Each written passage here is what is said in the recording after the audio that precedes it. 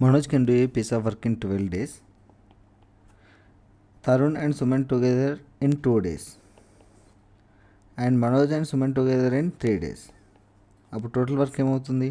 12, 2, 3 యొక్క efficiency will be the 12. అప్పుడు మనోజ్ యొక్క ఎఫిషియన్సీ 1 అవుతుంది. తరుణ్ ప్లస్ సుమన్ యొక్క ఎఫిషియన్సీ 12/2 అంటే 6 అవుతుంది.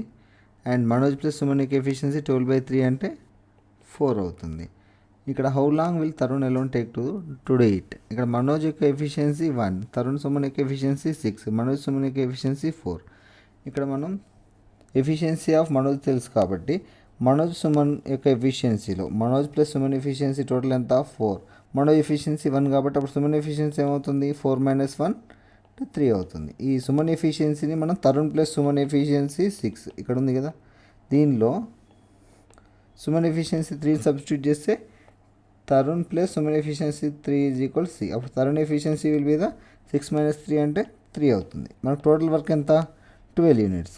12 యూనిట్స్ను పర్ డే 3 యూనిట్స్ ఎఫిషియన్సీతో చేస్తే 3 × 1 = 3 × 4 అంటే తరుణ్ అనే పర్సన్ ఆ వర్క్ కంప్లీట్ చేయడానికి 4 డేస్ టైం పడుతుంది.